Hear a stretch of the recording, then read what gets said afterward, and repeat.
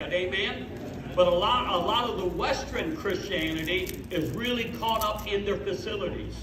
And they really pour all their time, their energy, their money into a physical building. But buildings are here and gone.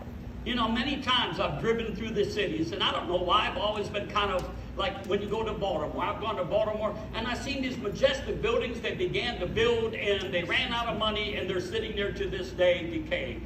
Buildings are going to fall apart. Buildings are going to pass away. It says, what shall a man gain? He said, if he gains the whole world and loses his own soul, what good is it?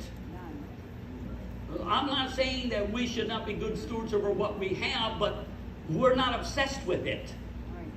We're not consumed by it. We're not possessed by it. I think about the great moves of God. One of the greatest manifestations of the miracle of God is when Christ was born by his mother in an animal stable. Think about that.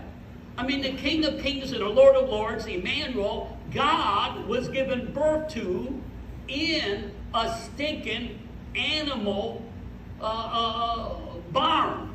Not like the barns of today. If you ever go there, I've been in the Middle East, man, and those barns aren't even near us. Our barns in America are like palaces next to them. And yet God gave birth to his son in a manger. Isn't that amazing? That means that God is not as obsessed as we are when it comes to physical, material things.